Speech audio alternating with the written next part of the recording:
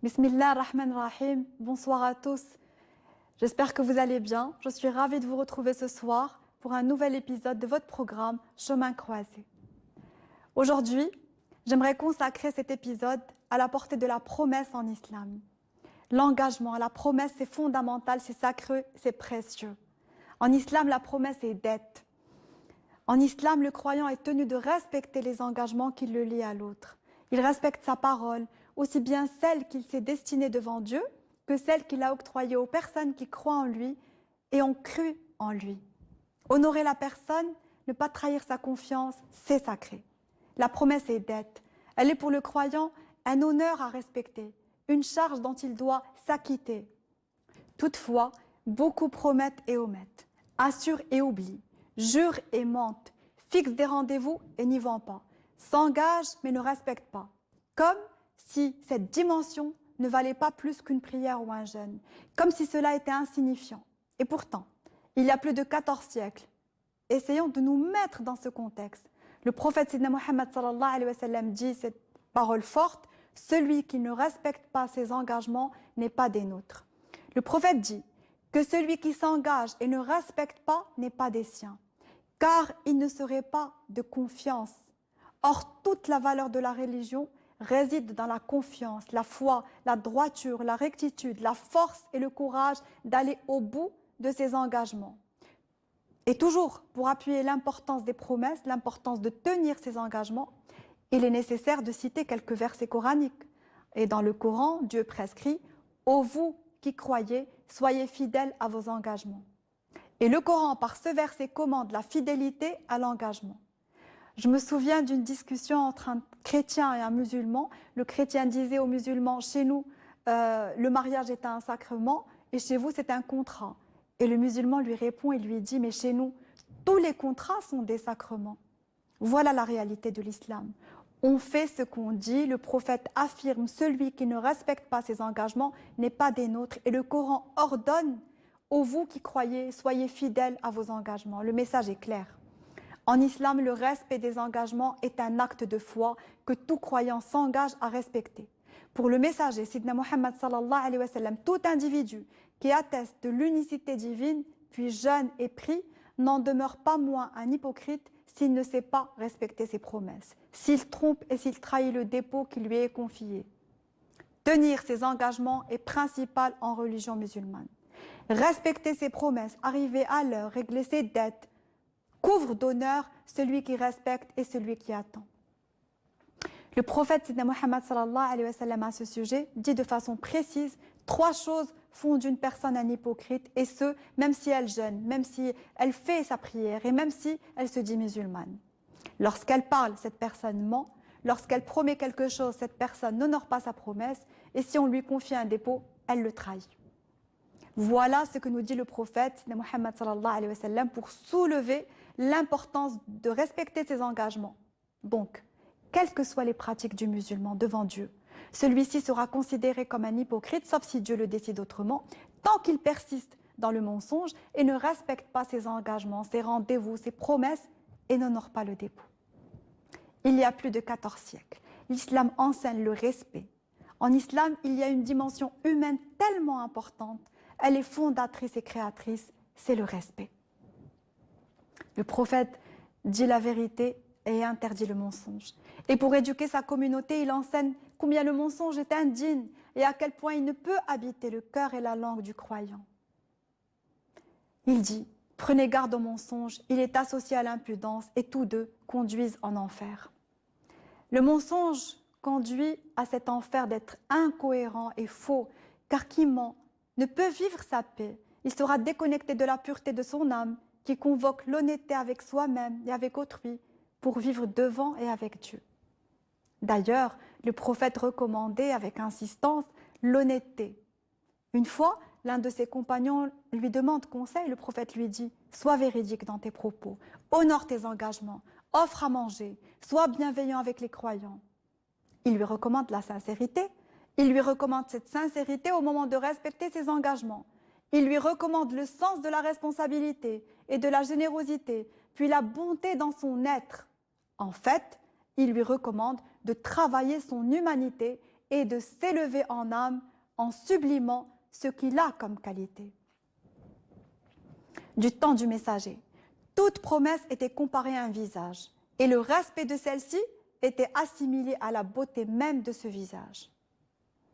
Ce n'est pas toujours facile de respecter les promesses tenues. Parfois, les circonstances ne s'y prêtent pas, parfois c'est l'oubli, l'impuissance aussi. Mais le message coranique ainsi que les recommandations prophétiques ont pourtant associé le fait d'être respectueux de ses engagements, d'être sincère et de prendre soin du dépôt confié au paradis. Car tout cela a été expliqué comme étant la voie menant à la miséricorde divine et à la béatitude éternelle. Le prophète Sidna Muhammad sallallahu alayhi wa sallam dit « Garantissez-moi 6 choses et moi je vous garantirai le paradis ». Et parmi ces 6 choses, il dit « Dites la vérité lorsque vous parlez, tenez vos engagements lorsque vous en faites, restituez les dépôts lorsqu'ils vous sont confiés ». Pour le messager, le respect des dettes et des engagements est principal. Le respect des promesses est fondamental. Il a insisté sur ces valeurs humaines qui fondent les piliers d'une société noble. Le prophète a lui-même donné l'exemple de son vivant. On rapporte cette histoire qui le concerne au sujet d'une dette. Il semble qu'un jour, il rencontre un homme juif qui lui réclame une dette, qui lui dit « Oh, vous les Banu Abd al-Muttalib, vous êtes des mauvais payeurs ». Et Omar ibn Khattab, qui accompagnait le prophète, était indigné par l'attitude de cet homme. Le prophète lui dit que cet homme a raison de réclamer sa dette. Le prophète rembourse ce qu'il doit à l'homme et offre une leçon. L'exemple. La dette est une obligation pour tous devant Dieu. Tous devons honorer nos engagements en premier. Aujourd'hui, ces valeurs ne sont pas mises en avant comme il le faudrait. Et pourtant, elles ont été le principal de la révélation, son socle. Le respect a accompagné la révélation. Il a enveloppé, couvert et bâti la révélation. Le respect a enseigné qui est le croyant. Le croyant est intègre, préserve les droits de tous, il protège ses proches et ceux qui ont déposé leur confiance en lui. D'ailleurs, le prophète Sidna Muhammad sallallahu alayhi wa sallam, bien avant de recevoir la révélation, était surnommé Al-Amin parmi son peuple, c'est-à-dire un homme juste et droit. C'est dire l'importance de cette qualité en islam. Le prophète Moïse était lui aussi un homme impartial, équitable. Les récits de sa vie en sont la preuve. La sourate 28, à ses versets 24 et 26, relate un peu son histoire. Il se comporte d'une manière exemplaire avec les filles de l'homme pieux de Madian. Il traite toute la famille avec noblesse et respect. Aussi, le prophète Youssef, surnommé le véridique, connaît l'importance de cette qualité et il la possède. Il se porte candidat pour la gestion de l'Égypte. Le verset 55 de la sourate 12 narre ces paroles. Il dit « Confie-moi l'intendance des dépôts de ce pays, j'en serai le gardien compétent. » Ces hommes de foi, ces prophètes, sont d'abord justes et intègres.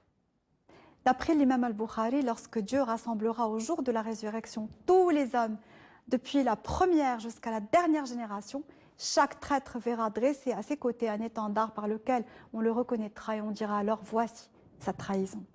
Voilà comment le prophète, par ses hadiths, rappelle aux hommes la honte de la trahison. Ces hommes et ces femmes qui trahissent le dépôt. La vérité et leurs paroles ne seront pas couverts. En fait, un étendard dressé à leur côté précisera leur déshonneur. Pour le prophète, Sidna Muhammad sallallahu alayhi wa sallam, il y a des principes et des limites et ils ne doivent pas être transgressés.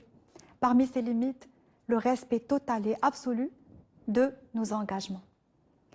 Le message prophétique a, dès le début de la révélation, invité les croyants à la bienveillance et au respect, à la dignité et à la justice et au bon comportement.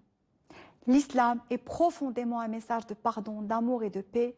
Et pour embrasser la foi de Dieu, il est important de porter les belles valeurs et avoir des comportements nobles. À ce titre, un hadith prophétique enseigne que parmi les croyants, ceux qui ont la foi la plus belle sont ceux qui ont la plus noble des conduites. Ils compatissent avec les démunis, les aident, usent de douceur envers les proches, sont généreux, traitent humainement les gens. Le prophète était bienveillant, compréhensif, sensible à tout. Il exprimait à travers son comportement les recommandations du Coran. Dieu nous disant dans son livre « Vous devez user de bonté envers vos parents, vos proches, les orphelins, les pauvres, le voisin proche, le compagnon et l'étranger. » Le croyant est celui qui espère pour son prochain ce qu'il veut pour lui-même. Il compatit vis-à-vis de ses proches. Il est prêt à se rendre utile. Il sait que Dieu traite avec douceur ceux qui traitent les gens avec douceur et traite avec dureté ceux qui les traitent avec dureté. Le croyant, c'est lui qui comprend la profondeur du message, retient sa langue, sa colère, est humble dans ses propos. Il ne blesse pas. Et le messager a décrit lesquels d'entre les hommes et les femmes seront le plus aimés, seront auprès de lui. Au jour dernier, il dit « Ceux parmi vous qui ont le caractère le plus noble ». L'importance du noble caractère est rappelée dans de nombreux hadiths et paroles rapportées par le prophète. Par exemple, le prophète nous raconte que Dieu révèle à Adam « 4 choses contiennent tout ce qui est bon pour toi et ta descendance. Ce qui est pour moi, Dieu, c'est que tu ne m'associes personne. Ce qui est pour toi, ce sont tes actes pour lesquels tu seras béni. Ce qui est entre toi et moi, c'est que tu sois conscient de l'importance de la prière et dans ma miséricorde, je te couvrirai et répondrai à tes prières. Ce qui est entre toi et les autres, c'est que tu te comportes avec eux comme tu voudrais que eux se comportent avec toi. » Alors, on va s'intéresser à la dernière recommandation. Ce qui est entre nous et autrui est que l'on traite l'autre comme on aimerait être traité nous-mêmes. Dieu déclare à Adam d'être sincère dans son amour et d'aimer Dieu tel que Dieu le recommande dans son livre et par le biais de ses messagers, l'aimer dans son unicité, sa grandeur, et il lui recommande de ne jamais désespérer et de le prier et de le louer. Et Dieu enseigne à Adam de traiter les gens avec douceur et de leur vouloir le bien, de les couvrir de respect, de les honorer, de les aimer comme il le lui a appris. Le message apprend la vie, apprend le respect à travers la vie. Le message apprend le sens du partage et de la compréhension, il apprend le pardon, il apprend l'indulgence, il apprend les valeurs, il enseigne les composantes de l'amour pour parfaire le caractère noble du croyant. Et le prophète en parle, il parle de la noblesse du caractère.